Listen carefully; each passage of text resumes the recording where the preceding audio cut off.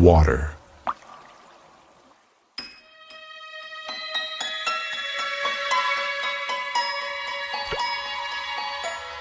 Water, the most common substance on Earth.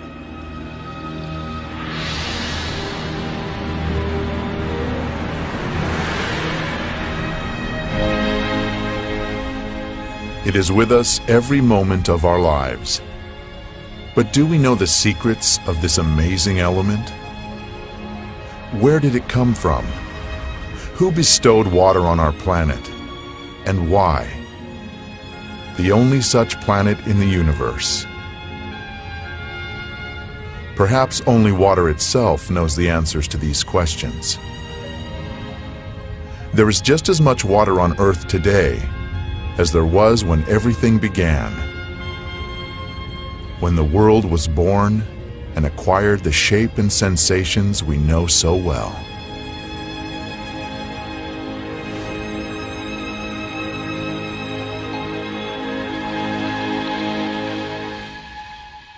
So what we did was what we always do here, do very careful work in a narrow field. So we said, let us focus on water, but we will look at it from many angles. In the Holy Scripture, water is more than simply a physical substance. It is a certain concept, and that concept is connected in a special way with the idea of life.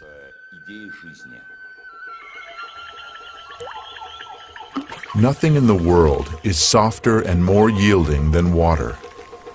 Yet it wears down the hard and strong, and none can overcome it, though anyone can conquer it. That which is yielding conquers the strong, and the soft overcomes that which is hard. Everyone knows this, but no one dares to live by it. The Chinese philosopher Lao Tzu wrote about water 2,500 years ago. I mean, water as such has been extensively studied. I mean, it is well known that water has unusual properties, physico-chemical properties, when compared to other liquids. No scientist has been able to explain, for example, why water's density increases below the freezing point and becomes less above freezing. Any substance contracts when it is cooled, but water does the opposite. It expands. People learned to exploit this unique property in the distant past. Inhabitants of the far north would quarry stone by pouring water into the cliff face crevices before the frosts came. In the south, people pounded wooden wedges into cracks in the rock and then doused them with water. As they swelled, the wedges would break the stone. Much later, scientists established that water in pores and capillaries is capable of creating enormous levels of pressure. In a seed, for example, it reaches 400 atmospheres at the moment of germination. That's why a plant shoot can break through asphalt with ease. It's such a small molecule as well. It is very specific that these properties are of water, and you won't find other molecules that have all of the similar anomalies. Even if a single one of these anomalies were missing, life itself would not exist on the planet. Every one of water's properties is unique, and they do not easily fit into the generally accepted laws of physics. Science has not yet been able to answer the question of why water is the only substance on the planet that can exist in 3 states: liquid, solid, and gaseous. Why does water have the highest surface tension of all liquids? Why is it the most powerful solvent on Earth? And how, in defiance of the Earth's gravity, is water able to rise through the trunks of gigantic trees against tens of atmospheres of pressure?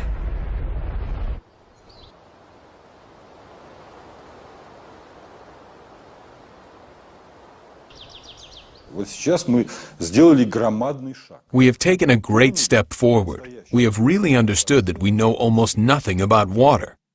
Therefore, it is a great step because this realization is followed by the desire to find something out.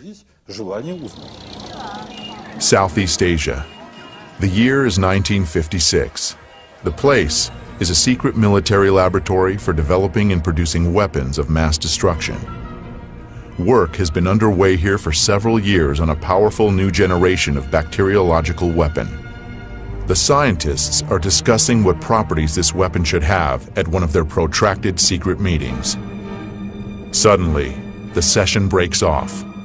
All of the participants are taken to the hospital with symptoms of severe food poisoning. An investigation into what happened quickly hits a dead end. The scientists had consumed nothing except water from the carafes on their table. The water was tested. No harmful additives were found. Its chemical composition was H2O. And that's what the report said: poisoning caused by ordinary water.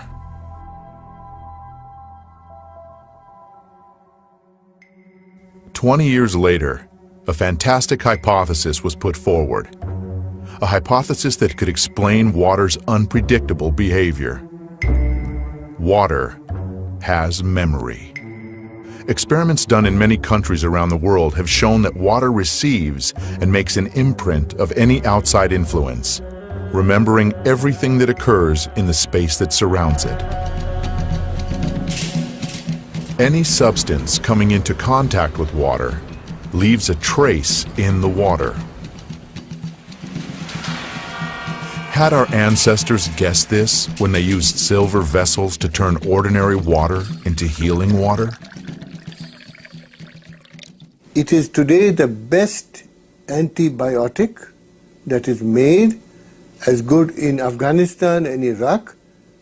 The American army uses this water, 1 atom per 100 million, to kill all the germs in a wound.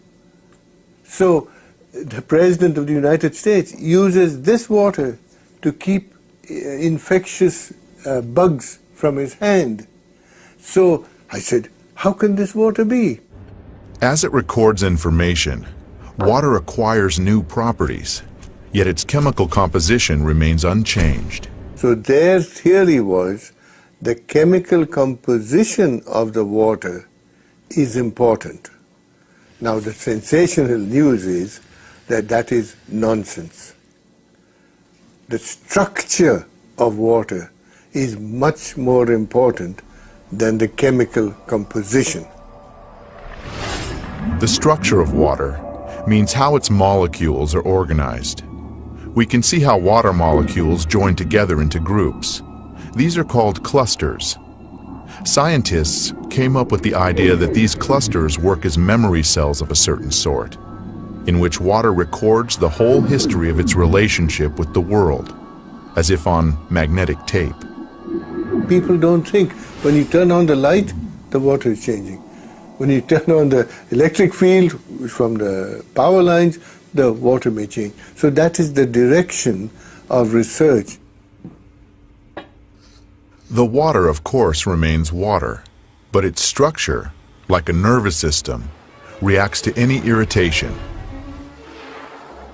Modern instruments have made it possible to record the fact that within each of water's memory cells, there are 440,000 information panels, each of which is responsible for its own type of interaction with the environment.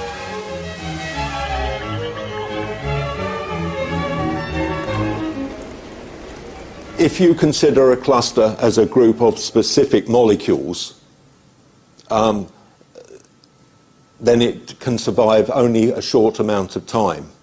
But if you consider it as a structure whereby molecules can leave and other molecules come in, the cluster can last effectively for a very long time. The stability of the cluster structures confirm the hypothesis that water is capable of recording and storing information. It may be the single most malleable computer, which can, it's like a computer memory. It's the memory of information. We must know how it is arranged. It is like the alphabet. If I give you the alphabet, you don't know a word, you don't know a letter, you don't know a sentence. So the molecular structure is the alphabet of water. And you must make a sentence out of water, and you can change the sentence. In the winter of 1881, the sailing ship Laura was on a course from Liverpool to San Francisco. On the third day of the voyage, a fire broke out on board. Among those abandoning ship was the captain, Neil Carey. The water supplies soon ran out, and the crew experienced the torments of thirst growing by the hour. Later, when they reached shore safely after 3 terrible weeks adrift at sea, the captain, a man with a very level-headed attitude towards events, described what had saved them. "We were dreaming of fresh water," he said. "We began to imagine that the water around the lifeboat was turning from ocean blue to the greenish hue of fresh water. I summoned up my strength and scooped some up. When I tasted it, the water was fresh."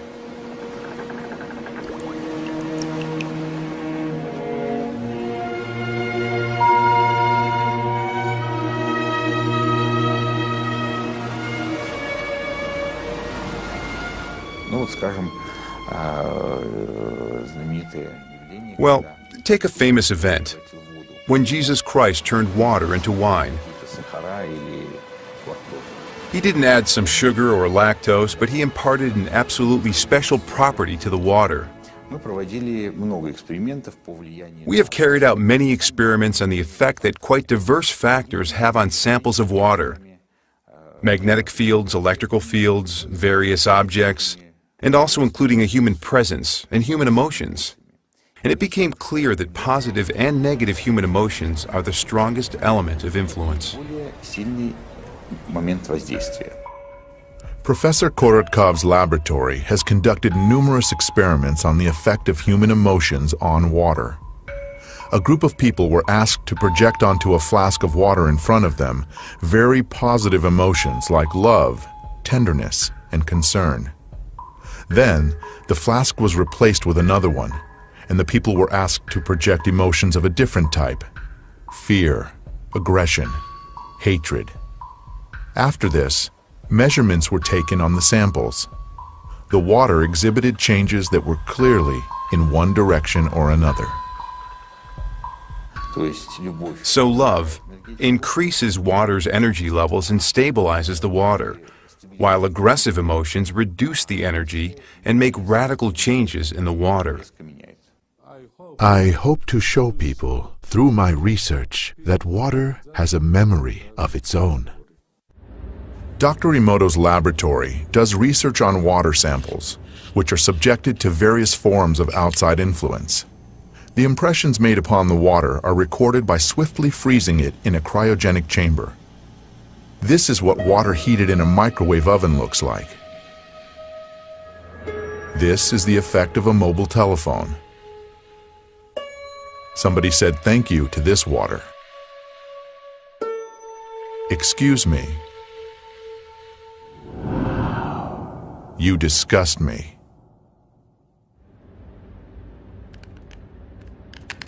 With modern technology, it is possible to structurize water artificially. When seeds were grown under laboratory conditions using this kind of water, the soy sprouts had 6 times greater photon radiation than when ordinary water was used. Using structurized water makes vegetables ripen faster and increases the amount of useful microelements and vegetable proteins several-fold.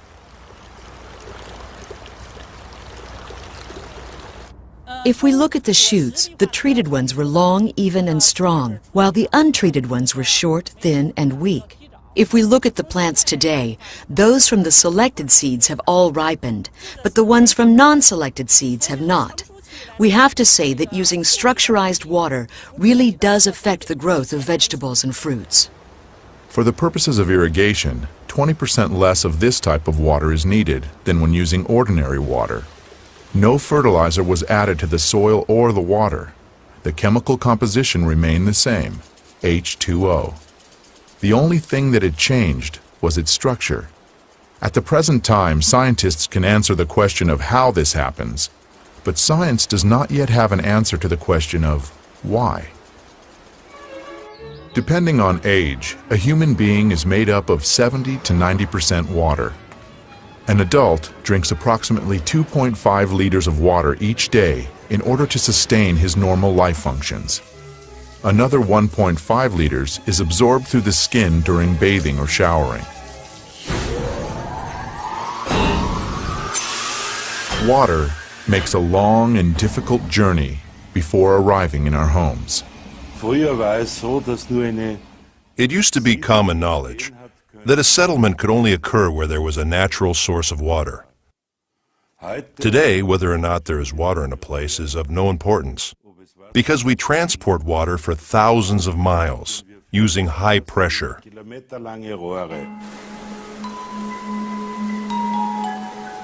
In nature, rivers and streams always flow along a smoothly curving course. But any water supply system has multiple right-angle turns.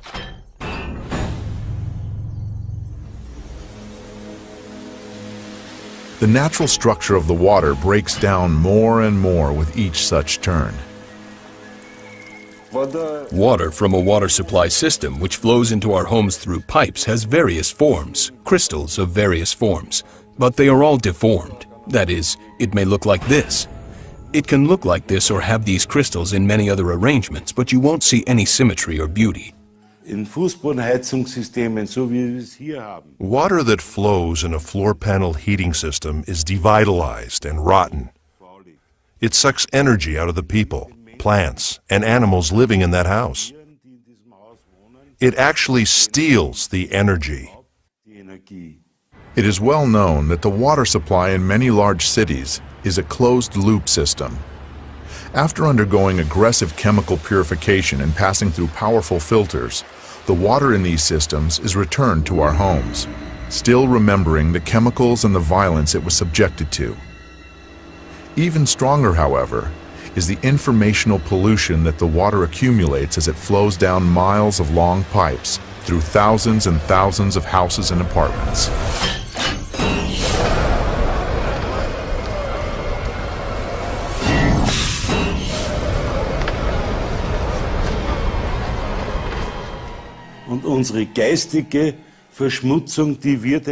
We pollute water spiritually, and this happens on a huge scale. Why? The water adopts all of the hatred, all of the malice, the stress. The water is almost dead by the time it enters our body.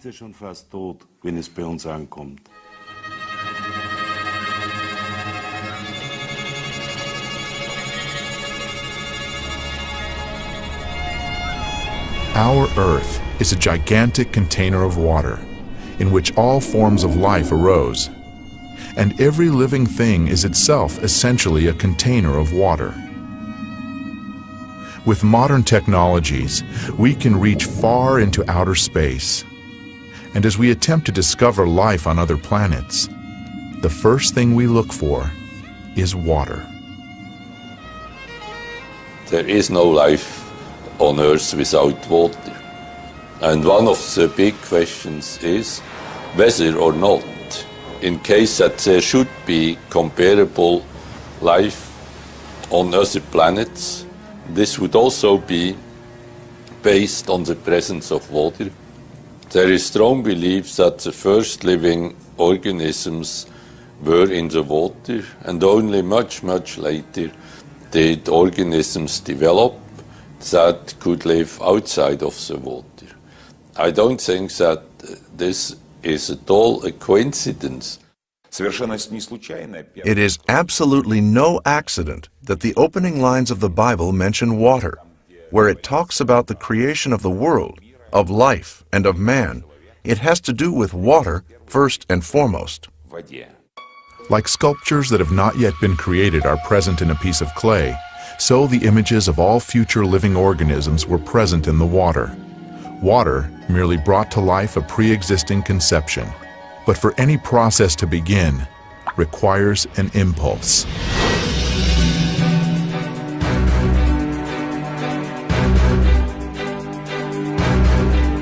Wise men of ancient times believed that the impulse for life to arise was a primordial divine spark. This spark imprinted in the water the sequence of future development. The entire course of evolution provides evidence of this. Every species of living being, from the simplest bacteria to mammals, strove to achieve its own perfection.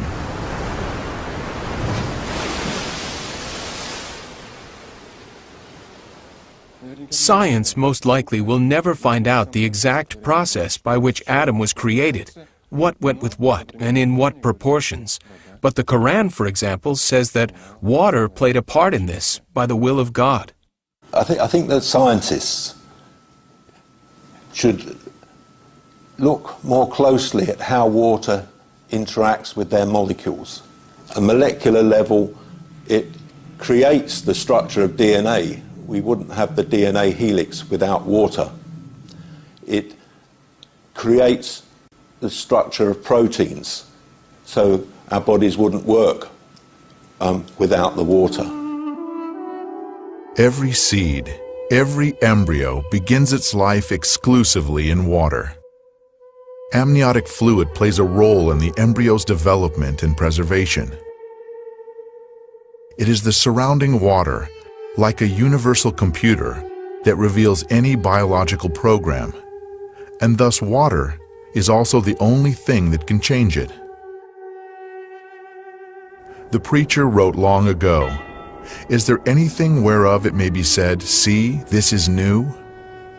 It hath been already of old time, which was before us.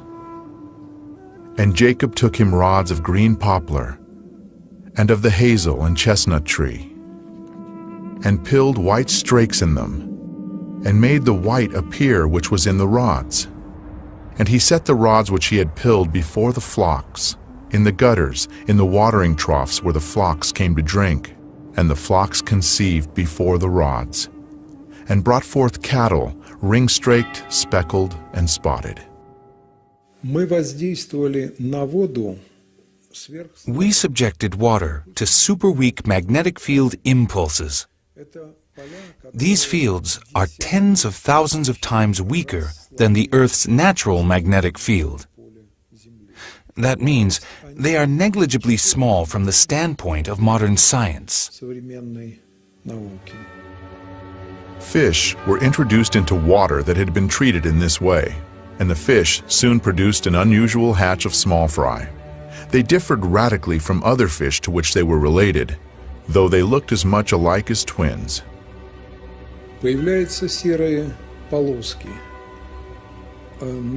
Gray stripes appear on the belly of all these males at once, along with colored spots, which had not been observed previously. These are called phenotype changes, and it is of fundamental importance that these changes appear not just in some of the treated fish, but in all of them at the same time. And these phenotype changes that we caused are not a hypothesis.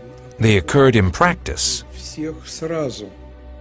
The experiment resulted in changes not only in the outward appearance of the fish, but also in their behavior. They began to react to outside stimuli in the same way. It was as if the whole school had acquired a collective mind.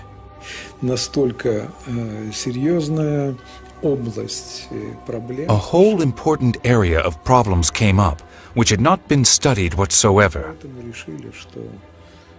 Therefore, it was decided that it would suffice to establish even just the fact that behavior could change the form of animals using only water, which fact, in and of itself, is very significant. If water has such a strong effect, that is, we shouldn't make it public without thoroughly studying this.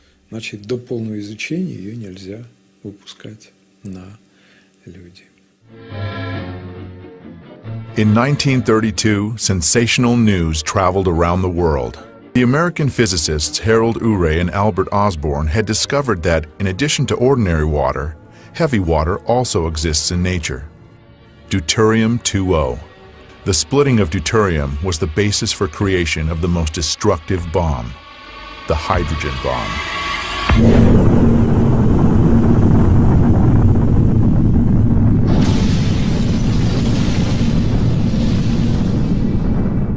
Now, everybody knows very well what radioactive radiation can cause, but it turns out that there are other even more awesome effects. Rather more horrific is the change in the structure of water, covering huge areas, thousands of miles larger than the nuclear weapons testing grounds. It made no difference where the test was carried out, in the atmosphere, on the ground, or underground. Colossal changes occur in the water, and the water's memory changes, and people drink that water. Animals drink it, and suddenly terrible changes take place. When the explosion occurs, waves are formed, which die out fairly quickly in the ground, but the water may continue to fluctuate for another 30 days. Swinging like a pendulum, the waves create a new and pathological ordering in the water. It has been noted that the number of suicides rises abruptly after such tests. By a factor of 2, 2.5, 3. Medical experts had absolutely no explanation for this, but we could understand it. We showed the brain is made of water, about 85%. So these changes take place in the brain, and a conflict between the water structures arises. The bioplasm of the brain is disrupted, and the result is that the person is deprived even of such an extremely important incentive as the drive to live. In ancient legends, the hero would always be sent to fetch dead water in a place from which there is no return.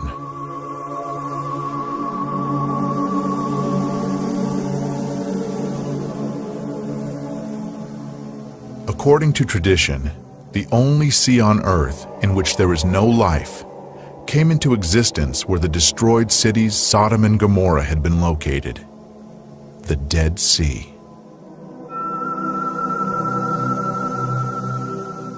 There really is no such thing as dead water. Water gives life. It always has this original vitality. It may be used more correctly or less correctly, but it is always positive.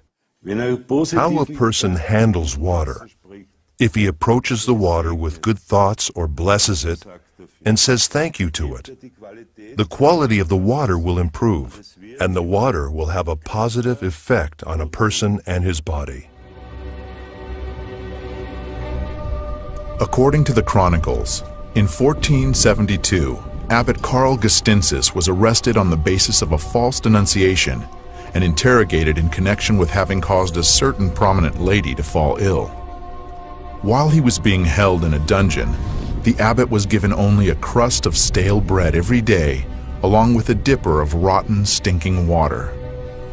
After 40 days, the prison warden noticed that Father Karl not only had not gone into decline, but he even seemed to have gained health and strength, which only served to convince the inquisitors that the abbot had connections with dark forces.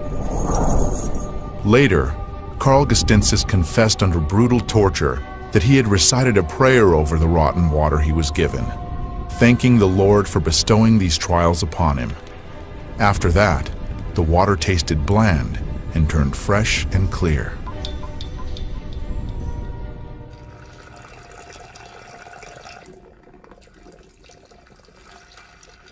We have 2 containers of emulsified crude oil, which is a byproduct of oil production, a stable combination of water and oil, which remain bound in this state for years.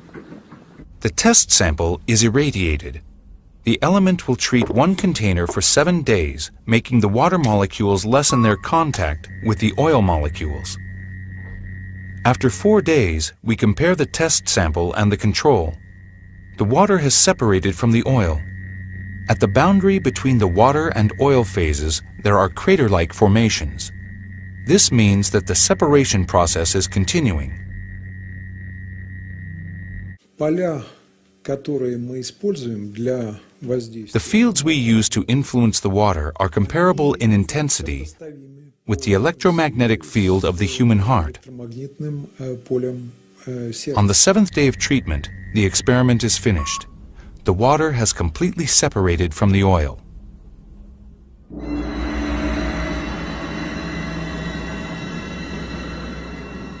Experts estimate that oil men have accumulated around 1 billion tons of emulsified crude oil.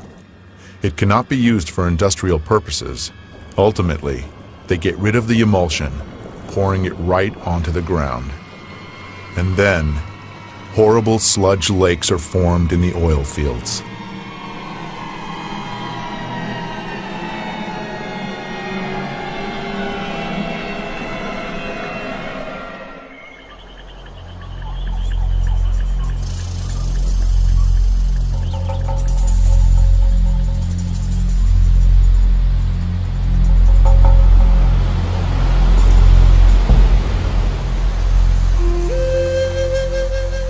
In the language of the Pemon Indian tribe in Venezuela, Roraima is translated as the mother of all waters. A group of Russian biophysicists set out for this destination in January 2005 to collect a unique sample of water, which scientists say has never been in direct contact with human beings. Such water exists in only one place on Earth, in Venezuela.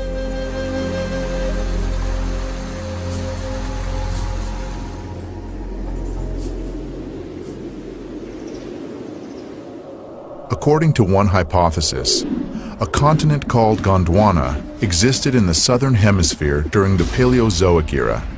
Powerful tectonic processes occurring in the Earth's crust 3.5 million years ago split it into several parts. As a result of these changes, some segments of the continent sank, while those resting on granite substrates remained at their previous level. Elevated plateaus were formed, which the Indians called tepuis, meaning pillars. Roraima is the largest of them.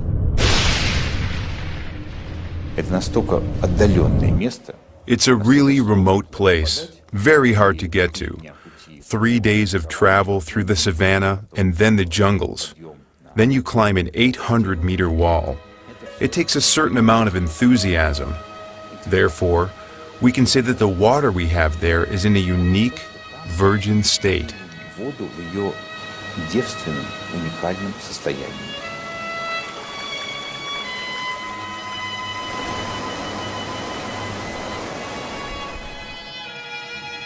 There is always a large cloud over Roraima. As evening approaches, a light haze appears. When the moon comes out from behind the mountains, the mist begins to glow with an even blue light. And in that light, it is visible how fine droplets of moisture are hanging in the still air. The slightest breath of a breeze, and this watery dust forms into drops. This is the origin of the rain, which rushes down in countless waterfalls.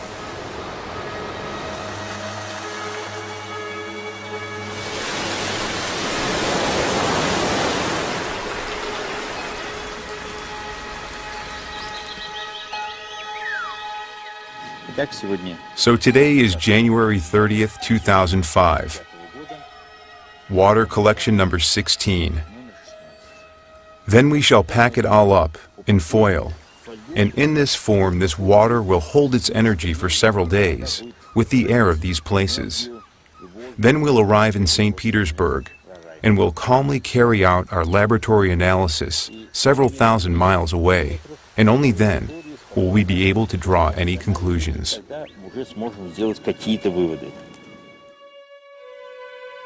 Professor Korotkov's laboratory has developed an instrument that can determine the energetics of water.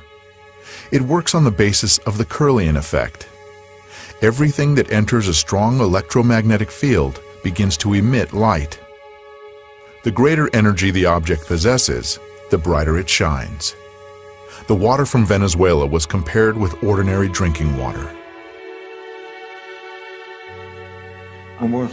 We can say that this water is not double, not triple, but it is 40,000 times more active. So these are really two fundamentally different substances. And water of this type, this water, which immediately activates the body, it activates the whole system. That's why there, where the Indians, despite the deprivation in which they live very long lives and are very happy. They absolutely do not want civilization to come to them.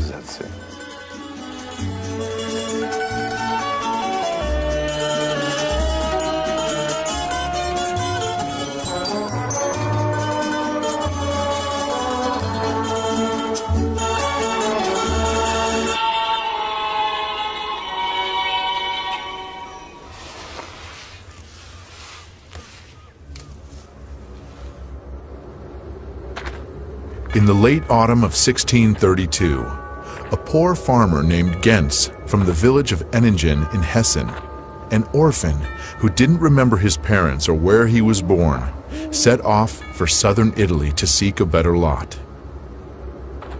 His route ran through the city of Waldshut am Rhein in the eparchy of Constance. Suddenly, Gens was literally stabbed by the feeling that these places were very directly related to him. It was as if the shepherd's legs led him where he should go, which was into a grove. Entering it, Gens looked around. Not far away, a spring was coming right out of the ground. The young man approached it, bent down, and drank the water. Many years later, he told his grandchildren the story of how the water had given him back his memory, so that he recollected these places, and his father and mother, and the house in which he was born.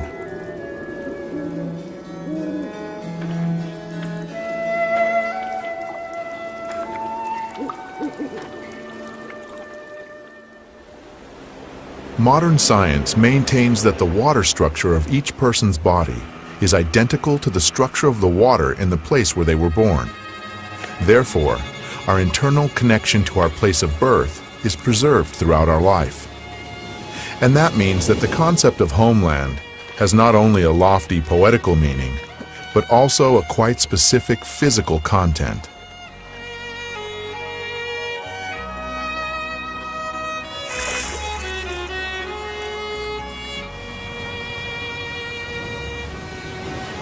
Nowhere in the world is water the same.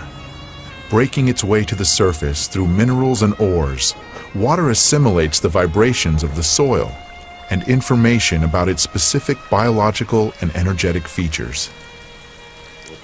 We tested a sample of purified municipal water, which is sold in large bottles, and the producer puts a label on them which says it is the best water in the world, but it is empty and dead.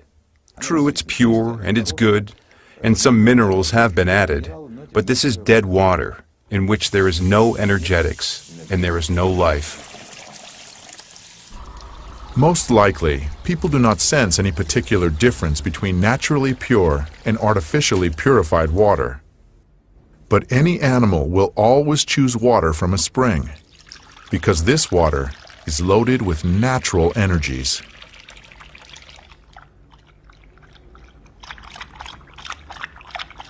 Not long ago, yet another unique property of natural water was discovered. It turns out that such natural water is flammable. The burning of natural water, the water itself burns, and the reason it burns is precisely that it is structured in a special way, natural water is. Burning, in rigorous scientific terms, is a process of oxidation in which heat and light are given off. In the case of water, it burns at the temperature of the environment, and the light emitted can be recorded using super-sensitive instruments. In burning, you have oxygen being continuously activated, and some organic matter is continuously burning. So the burning of water is a process that happens over an extended period of time, because if it were a process that happened more quickly, then it would have already burned up all the water on Earth. On June 30th, 1940, a note was tossed into the Soviet embassy in Germany. Its author requested to be contacted immediately. If this does not happen, my work with Heydrich will go to waste, wrote agent Willy Lechman, codenamed Breitenbach. He hastened to report on secret testing facilities and work being done on making synthetic gasoline from brown coal using water. Back in 1913, Kaiser Wilhelm had ordered Franz Fischer, a leading chemist, to make sure Germany had liquid fuel supplies. Not having its own oil could put Germany in a weak position in the impending war. By 1941, German scientists had succeeded in obtaining fuel by hydrogenating coal. This fuel, however, was 10 to 12 times more expensive than natural fuel refined from oil, and it was of such poor quality that it badly damaged the military vehicles in which it was used. After the war, these efforts to produce fuel using water were abandoned as futile.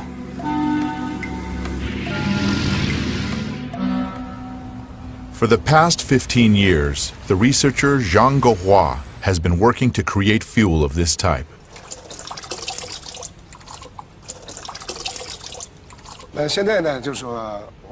Now we shall demonstrate for everyone the process of preparing emulsified diesel fuel and show its two aspects. One aspect is increased energy, and the other is reduction of exhaust gases. This is fuel taken from an automobile. Structurized water. If we take the proportions, it is 79% diesel fuel, 20% water, and 1% emulsifying agent. What was added here is water. Zhang shows us that what is added to the fuel really is water. Now we shall add the 1% emulsifying agent. An emulsified solution resembling milk forms immediately. We pour the emulsified fuel into the car and use it for propulsion. Measured over the long term, there was a 5% increase in power, with over 20% fuel economy. Our government views this as very important.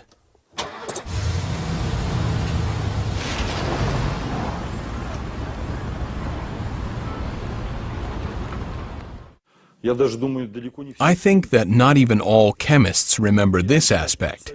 If you take gasoline and completely dry it out, it always contains some quantity of water. And if you give it a special treatment to remove all of the water from the gasoline will not burn. This was known already in the 19th century. To burn anything whatsoever, there has to be at least some quantity of water. Water has a direct effect on our brains. There is a legend among the Persian Sufis. Once upon a time, a wise man said that the day would come when all the water in the world, except for what had been specially collected, would disappear. And then different water would replace it. But anyone who drank the new water would lose his mind. Only one man took the prophecy seriously and began to store up water. But the day that had been predicted did come, and every body of water emptied out. The man who had listened to the wise man drank water from his supply. And then the bodies of water and wells filled up with water again. People thirstily drank this water, and every one of them went crazy. But the man who had listened to the wise man continued to drink water only from his own supply and kept his sanity. And he was the only sane person left among the madmen, and therefore he was called crazy. And then he poured his reserves of real water, the old water, onto the ground, and he drank the new water and lost his mind. And the madmen decided that he had become sane.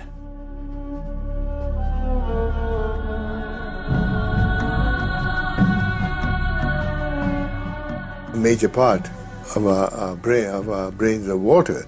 So the water and the easy movement of the water molecules and so on will leave part of that imprint. So yes, to some extent, the water is implicated in the patterning of the information in the brain. Now when you look at organs, say the heart or the lung or muscles or the brain, then all that you can see in a simple NMR experiment is the water in these organs. The water, your head is full of water. There is nothing else but water, almost. Let's imagine that here we have a human being, and here we have water. This water contains many different types of information. If we introduce this water into the human body, then that human body will assimilate this information, which may change the person's characteristics. Human being, and that may change. Let us see how this type of water affects human blood. The doctor is drawing blood from a patient's finger. Using a special microscope, we shall be able to see the condition of her body from this drop.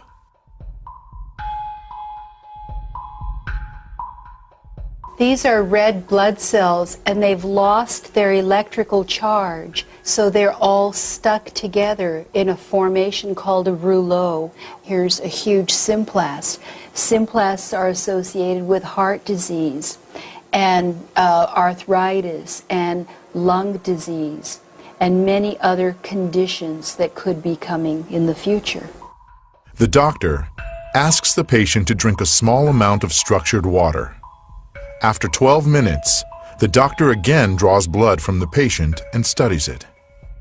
So you can see that the cells then become buoyant, they become slippery, and they have their electrical charge, so they repel each other.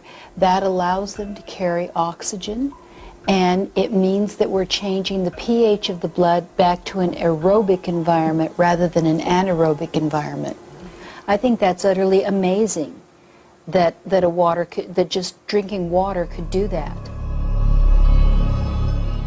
Traditional Eastern medicine has been based for many centuries on the vibrations and resonance of the body's water content. The pulse indicates if the resonance tone is right.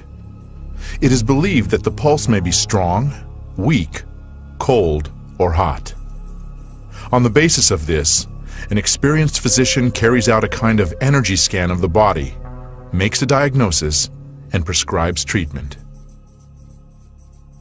We do not heal with water because a person, the human body, is water.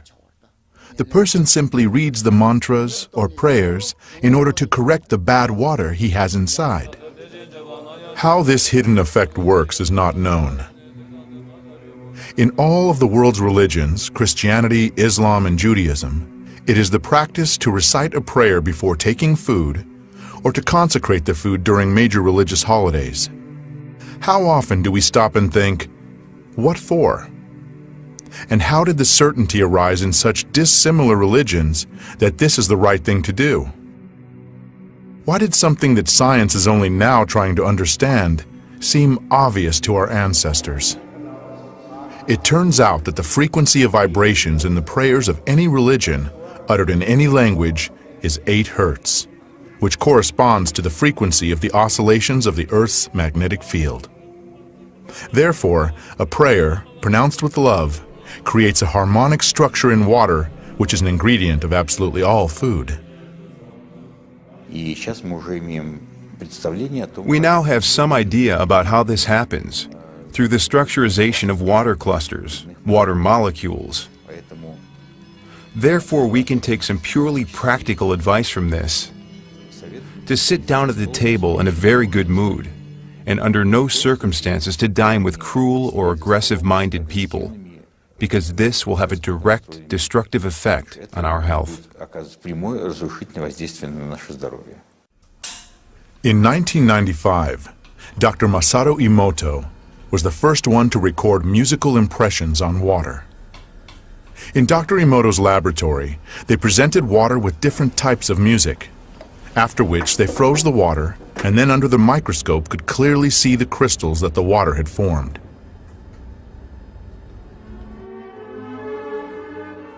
Here is what the music of Bach looks like.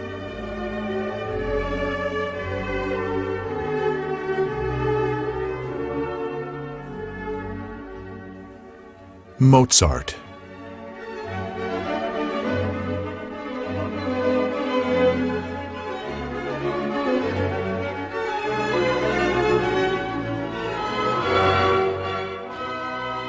Beethoven.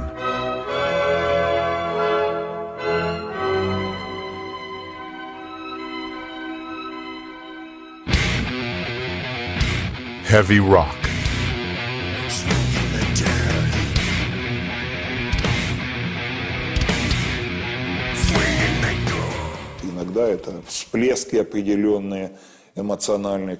Sometimes it's just certain eruptions, emotional ones, which cause such absolutely negative results. I can't recall a case in which such a negative spewing out of emotions as this happened at a classical music concert.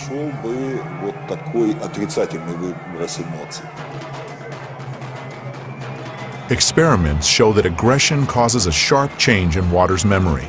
Such water can provoke an aggressive state in hitherto calm people.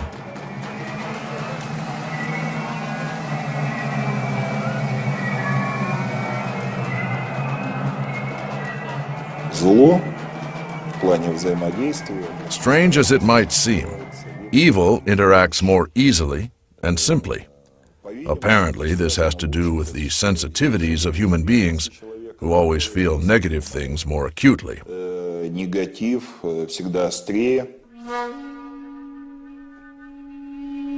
Dr. Emoto conducted another groundbreaking experiment. He placed rice into 3 glass beakers and covered it with water. And then every day for a month he said thank you to one beaker. You're an idiot to the second. And the third one he completely ignored.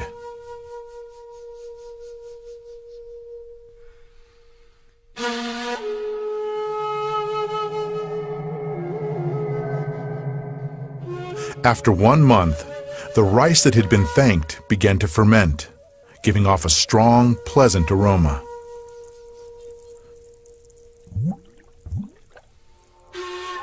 The rice in the second beaker turned black.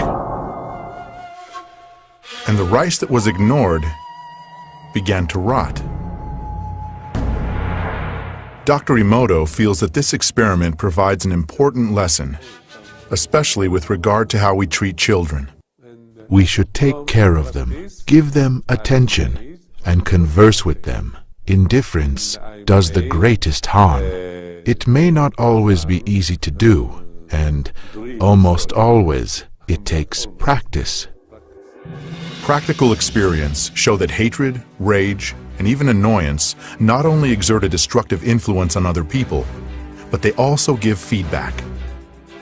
Das beginnt geistig in Gedanken, wenn man negative Gedanken aussendet. Intellectually, at the level of thoughts, a person who sends negative thoughts is polluting his own water, of which his body is 75 to 90% composed, and giving it a negative charge. Dieses Wasser negativ belasten. Many laboratories around the world have repeatedly carried out an experiment that produces similar results. Water from a single container was divided into 2 portions. One part was subjected to an outside influence that changed the structure and properties of that water. The water in the second flask acquired the same structure and the same properties after a certain period of time, even if the 2 portions of water were a significant distance removed from each other.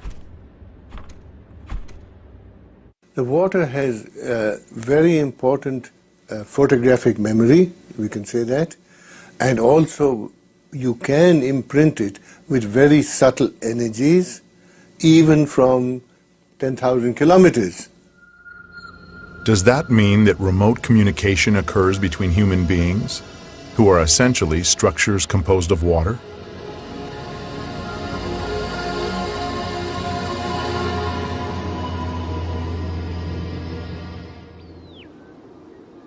In February 2005, Professor Vyacheslav Zvonikov and a group of colleagues conducted an experiment to confirm or disconfirm the hypothesis that remote communication between people is possible. 2 people are 10,000 miles apart. One is in Moscow, the other in South America near the city of Santa Elena. Here we have the virtual brain of the experiment's participants. During the 15 minutes before the experiment begins, there are no visible correlations. The least change in posture, pulse, or respiratory frequency is recorded. EKGs and EEGs are taken. Suddenly, the instruments register distinct changes. the two people separated by this enormous distance have somehow tuned themselves to the same wave. The instruments show synchronization of certain areas of their brains, of breathing patterns and pulses. How can this be explained? We don't yet have any answers to that question. So far, this is a scientific mystery. There is a hypothesis that the body's liquids play a part in this.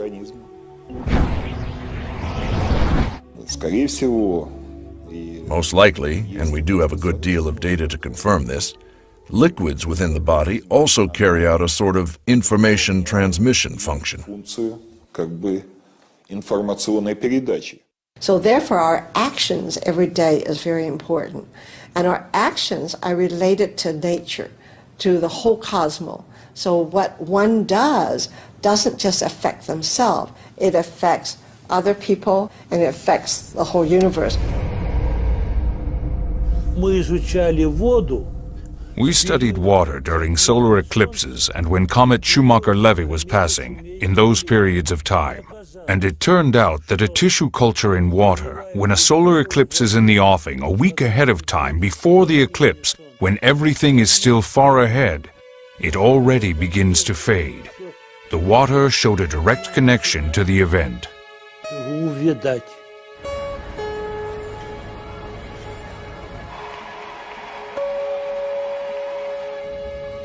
The system of the universe exists as a single, perfect organism. All of its parts, including us and our Earth, are inseparably bound together by huge streams of information. And on our planet, water plays the key role in how the information is exchanged. In effect, it is the medium through which all nature is governed.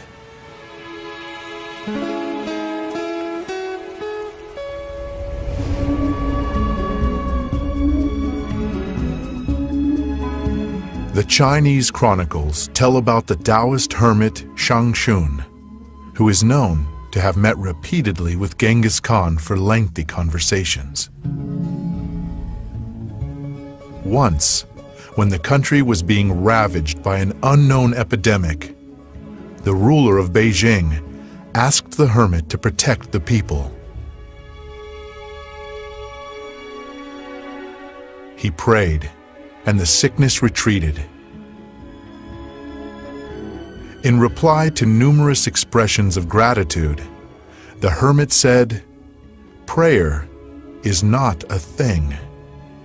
All it requires is faith." Exactly. Many people think that thought or intention, the word we use is intention, can be imprinted on the water. That is a possibility. Like prayer, if you go to Lourdes, is it prayer that is imprinted on the water? The Holy Scripture contains these marvelous words, "Nothing shall be impossible to him who believes. If ye have faith as a grain of mustard seed, ye shall say unto this mountain, Remove hence to yonder place, and it shall remove." Here the mountain is just a metaphor, of course, but it helps us understand the power of faith. All of mankind's sacred books contain stories about people who were able to create miracles because of their profound spiritual knowledge. Legend tells us that the sea parted before Moses because of his unflinching faith that the Lord would not abandon his people.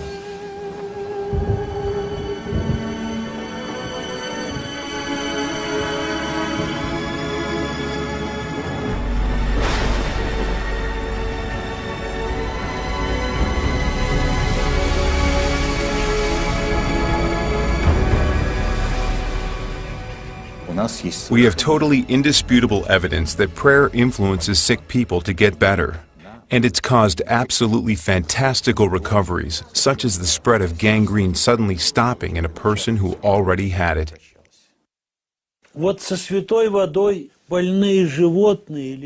With holy water, when it is poured over sick animals or a dying plant, they revive. Those are the facts, and no physical chemist currently is able to understand it. They simply can't. January the 18th.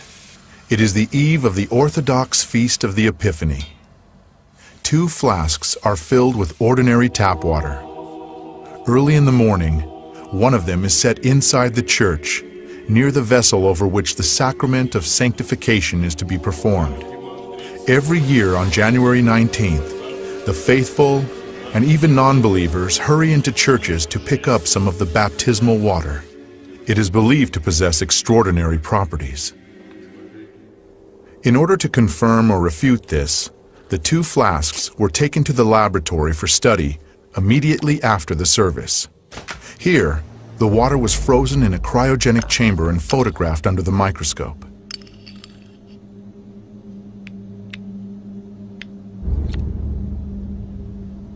The crystals of the tap water looked like a chaotic, diffused spot.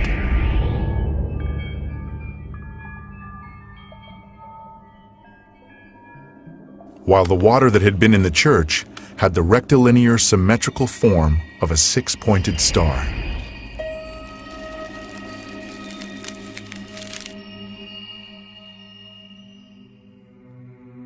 It is well known that holy water has a very powerful and stable structure. This water can pass its properties. Take only 10 grams of it and dilute it in 60 liters of common water, and the whole amount will have the properties of the holy water. Perhaps scientists will tell us sometime what prayer is.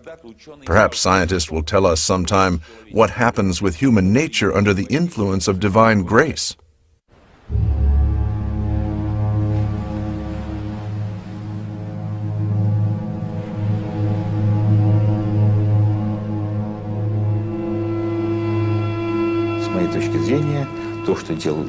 In my view, what Jesus did represented an informational influence on the water.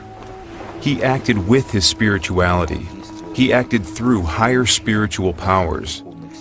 And it is now quite reasonable to imagine changing water in such a way that it would become fairly firm.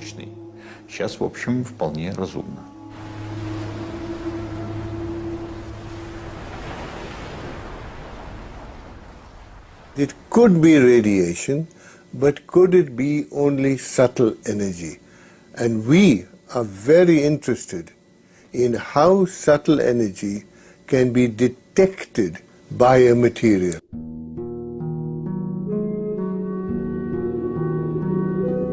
In our time, everybody is sure that weather on the planet is determined by cyclones and anticyclones.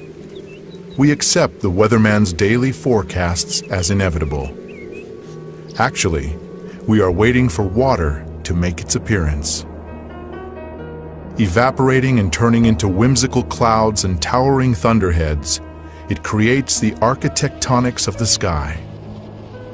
The countless shades of sunrise and sunset, the rainbows that shoot across the sky, all of them result from the refraction of light rays by the moisture in the atmosphere. Clouds carry this moisture over great distances, and it spills down as rain.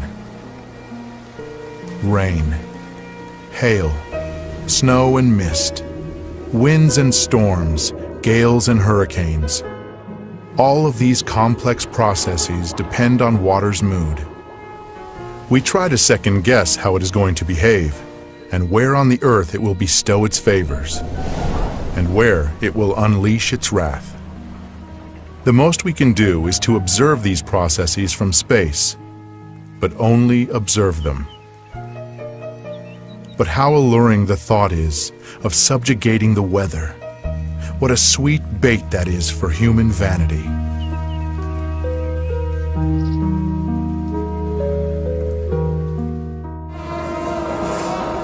Many peoples have preserved the practice of influencing weather and atmospheric phenomena.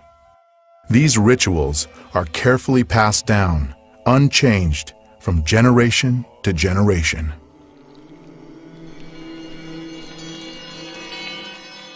If my tributes have been convincing enough, if I have chosen the right time and the right place, and have recited the mantras correctly and from a pure heart, then the Lord of the water gives us water.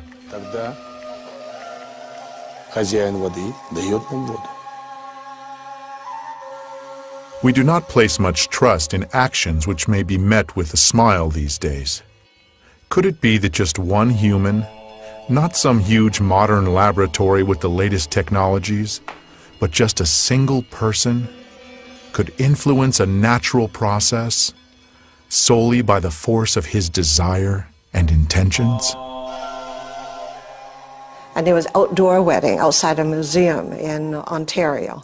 And, well, we didn't bring umbrellas, but some people did. And the sky was all overcast, and the rain started to come. That was half an hour before the wedding. And it started to rain, all the umbrellas went up. And so I and two other students said, okay, let's meditate for better weather. Within a minute, an opening in the clouds came, and the sun just shone right down in this area.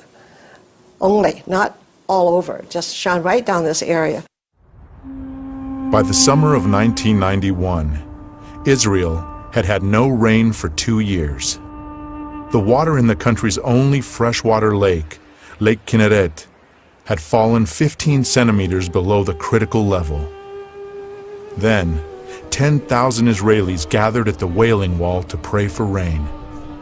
On the third day, rain came down on the country in torrents. Many people explain this fact as a simple coincidence.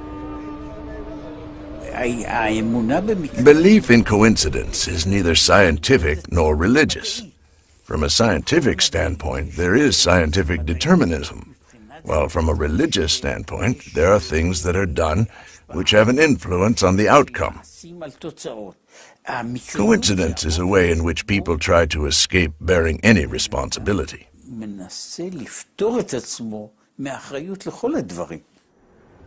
Just as the cry of a bird in the mountains can cause a powerful avalanche, or the motion of a butterfly's wing can change the weather over an entire continent, likewise, people can launch global processes solely by the power of their thought. Und das ist keine Übertreibung, sondern jeder, der sich mit Chaostheorie beschäftigt, weiß das. And that is no exaggeration. Not a single scientist who is familiar with systems theory doubts that. It is entirely a question of waiting for a moment when the system is in a state of instability. In a phase of instability, the motion of thought alone is sufficient for the system to start to change. Und es kommt zum Wechsel eines ganzen Systems. I do not always see it. When my own mistake or sin comes back to me in another guise, although essentially it is a single unit, whatever it is that I did wrong returns to me, not as punishment, but as a result. With all the abundance of water on the planet, less than 1% of it is available fresh water. This supply has been practically unchanged in the course of human history, while the population has been constantly growing. The world has never seen as many people as there are on the planet today, 6.5 billion. There would have been enough fresh water for everybody if it were not for the severe attack of the human civilization.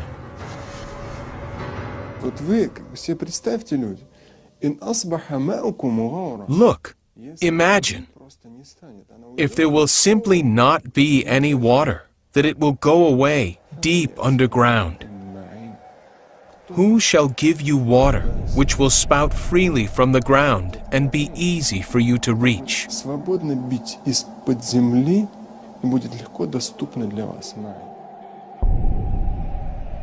Today, more than 1 billion people of the earth lack access to safe drinking water.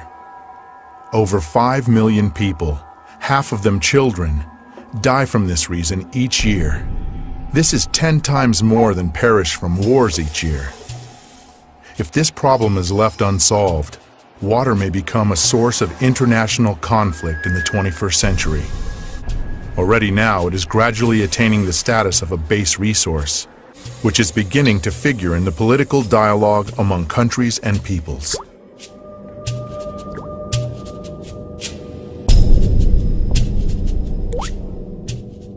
See, we talk a lot about an upcoming oil crisis because we will run out of oil. But I think it is even more important that we worry about the water, that we don't run into a water crisis. According to UN data, around 10 million tons of oil annually pours into the world's oceans. Along the U.S. Atlantic coast are buried 90,000 containers of radioactive waste with 100 kilocuries of activity, while the European part has 500 kilocuries. Countries with sea access dump industrial, construction, and radioactive waste into the ocean. As it is dumped and descends through a column of water, some of the polluting substances dissolve and change not only the quality of the water, but also its memory. The ocean is also still capable of erasing these memories because of its salinity. But nonetheless, the dilution effect is there. It also needs to be discussed and studied. Because at very great levels of dilution, sometimes a memory begins to have even a stronger influence than at slight, so to speak, levels of dilution with high concentrations. We have to pay attention to this. This is a very difficult period of our planetary existence. Today, we've already plowed up all the lands possible, and we've lost 33% of our green covering and half the plankton in the ocean. So the problem might seem to be far off, but there is water everywhere. In the past year, the temperature of the cold deep-sea waters under the Gulf Stream fell by 1 degree. In the past 9 years, the rate of melting of Greenland's icebergs has tripled. In the past 30 years, the destructive force of hurricanes has doubled.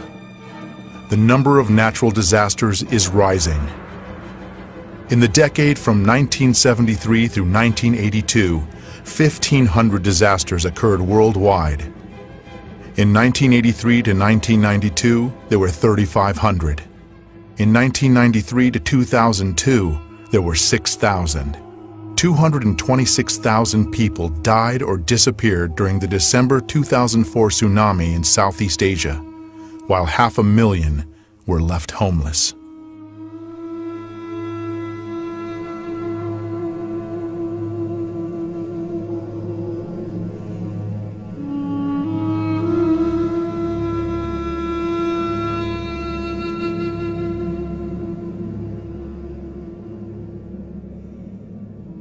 The October 2005 flood in Europe left 200,000 people homeless.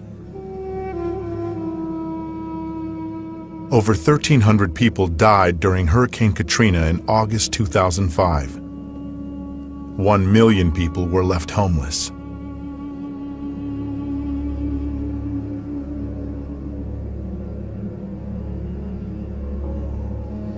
Almost 4 million people have died in natural disasters during the past 30 years, while 4.5 billion people were affected.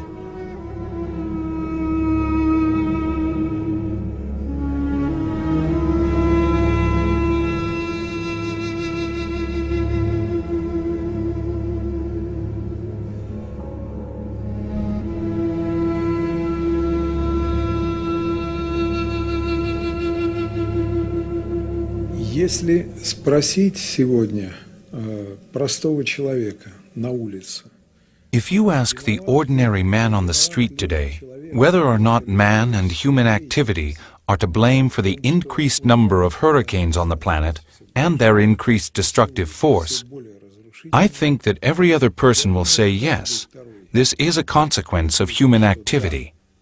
Это следствие человеческой деятельности. I think that what's happening in our world today all the tsunamis and the freak weathers everywhere, and the terrorism and the fear that is gripping us, all of the things that are happening is a result of unhealthy individual health. And it affects the other way too. Okay, and also I think it's a resultant of water being polluted. The phenomenon of structural memory enables water to take an impression of everything that happens around it and to connect all living systems together. And each one of us is a link in an endless chain of information transmission. But, in addition, each of us is also a source of information. Every one of our actions, a thought, an emotion, an uttered word, separates from us and becomes part of the overall energo-informational environment. Informational dirt is poisoning the water, accumulating layer by layer in its memory. If that process were to continue endlessly, the water could, in essence, lose its mind. But it is endowed with a self-cleansing capacity. This occurs at the moment of phase transition, when it vaporizes, and then condenses and falls as rain, or when it freezes and then melts. Shaking off the informational grime, water preserves its basic structure, that is, the program for life. Einstein beispielsweise. Einstein, for example, once said, "I would like to know what he was thinking," meaning God. Everything else is just details, but I would like to know how he created this world. Nur Einzelheiten.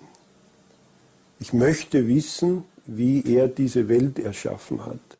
Everything begins in water. In a certain sense, we can say that everything originates in water, and in water, everything comes to an end. For all peoples, a person must be clean in order to stand before God. In all of the world's religions, water is a kind of intermediary that unites man with the Creator. The Jews perform ablutions or cleansing with water in mikvahs. For Muslims, ablution is a prerequisite for prayer. Если проследить упоминание о воде в Священном Писании, if we trace the references to water in the Holy Scripture, they are often associated with the idea of purification.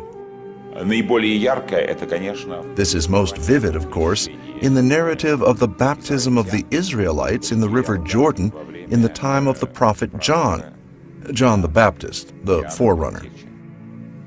John baptized with the baptism of repentance, and the image and symbol of people's repentance was immersion in the river.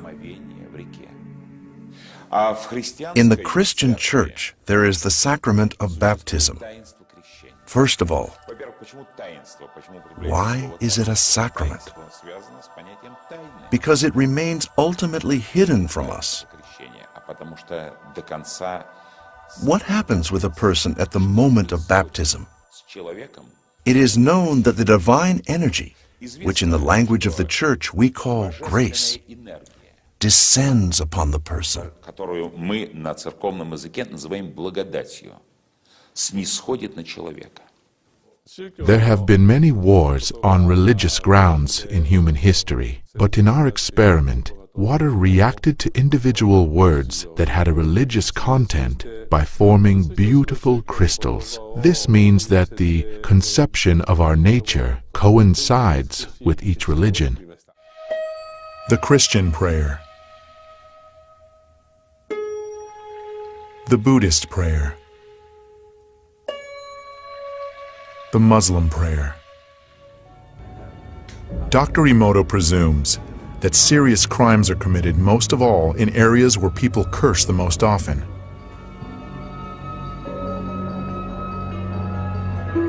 Idiot. I hate you. Laboratory containers of water were inscribed with hieroglyphs denoting words and the names of well-known people.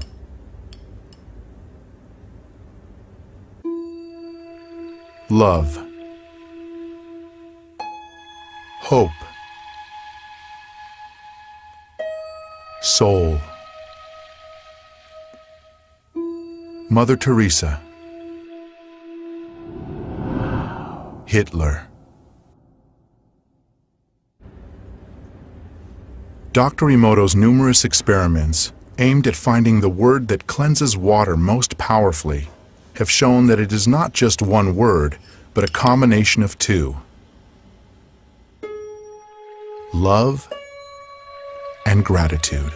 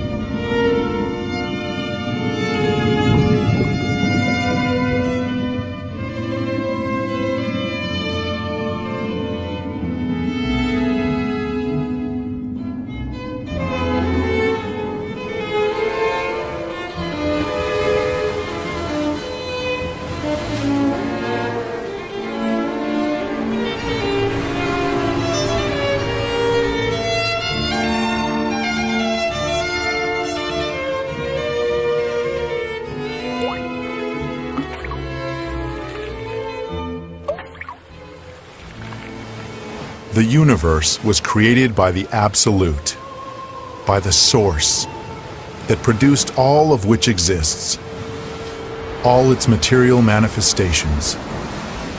Each of us has an element from the water of the primeval ocean.